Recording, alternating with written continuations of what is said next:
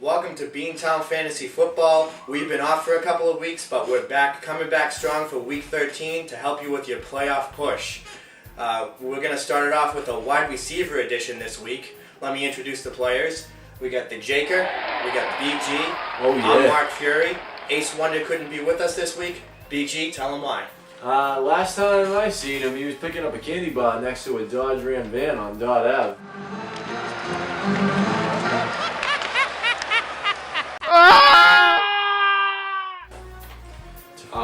Went to the pharmacy and came out and he wasn't there.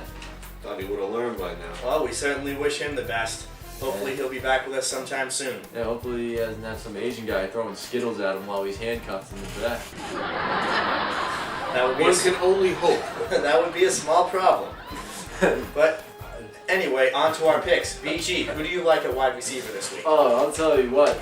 I love Jeremy Maclin going against the Atlanta Falcons this week. Deshaun Jackson still suffering from that concussion. He might not even play. Look for Maclin to be the go-to guy for Mr. Donovan McNabb. I know Atlanta is undefeated at home, but Philly likes to put up them points, so I think Maclin will be a good start. Also, I would like to go with someone who I really hate, Roy Williams, going against the New York Giants. I mean, the Giants' defense has just been struggling ever since Kenny Phillips got injured. They couldn't cover a book. So I would take Roy Williams because a lot of the focus is going to be on Miles Austin this week to see what happens. What about you, Jacob? Who are you taking, fat boy? Well, I'm going to go ahead and start Mario Manningham of the New York Giants. Super duper? I'm more impressed with the way Mario Manningham has looked over the last few weeks than his opposite there, Steve Smith, who I'll get to in a second. He's had about 143 yards in the last 3 games, has not found the end zone, but he has found more chemistry with the quarterback than his other counterparts at wide receiver. I think he's at Steve Smith. I think he's also going to start throwing the double coverage. That should open Manningham up. Dallas has allowed 15 touchdowns through the air. Less than half that on the ground. So that should be a productive day for Giants receivers. I just think it's going to be more productive this week for Manningham than it is for Steve Smith. Robert Meacham, he's my second pick to go this weekend of the turbocharged New Orleans Saints. They're going against a pass defense that's pretty stingy most of the season. Washington has not allowed a lot of scores through the air, but Drew Brees has shredded everybody that he's come into contact with. Oh, yeah. I don't care who you are. You're not going to stop this guy. Meacham, he's not had much yardage, only 103 yards in the last 3 weeks, but he has found the end zone 4 times. He's been a consistent target for Brees.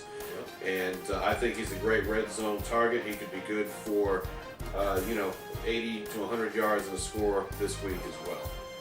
But just to back up what I first said, I'm sitting Steve Smith of the New York Giants. I jettisoned this guy a couple weeks ago in my own league. Not been impressive. He has only had 150 yards as well in the last 3 weeks. His numbers have gone down. Manning's hands have gone up. Kevin Boss has been more of a factor in the passing game in the last few weeks. I think this week, until he looks better, it's going to be tough. It's Steve Smith, the Giants. Oh, those are some pretty solid picks right there. I gotta tell you who I like at wide receiver. I'm a huge fan of Donald Driver this week. Well, not just this week, pretty much every week. Duke in the driver. He's clearly become the #1 receiver in Green Bay, even though everyone thought that Greg Jennings was destined for greatness this year. He's kind of fallen off a little bit. Driver has had a resurgence in his career. He's averaging a career high 15.9 yards per catch. He's not just a possession guy anymore. He's getting it done down the field, and that's where all the points come from. Always. Donald Driver, there's nobody better. It's catching it over the middle and taking it to the house. Now, he's a great runner. A lot of Jerry Rice. You might be afraid of the matchup with Baltimore, but Baltimore's pass defense is no better than average this year. They're the Baltimore Ravens in name only. They're great in the front 7, but the secondary has been a little shaky, especially with those corners. So you should definitely go ahead and start Donald Driver regardless of the format, regardless of your league settings. He's the man this week. I like it. Another one that you definitely want in your lineup this week is his division rival, Percy Harvin. Harvin's going up against the Arizona Cardinals, and this pass defense has been shaky, especially up the middle of the field. That's where Percy Harvin excels. Oh, yeah. I mean, Harvin's their new big play threat. He's clearly taken over Bernard Berrien's role. Berrien's a guy quite frankly, you don't want anymore. Berrien's Stallworth, Rice is Moss, Harvin's Welker. Harvin, exactly. Harvin's the man downfield for this team. He scored in 3 out of 4 games.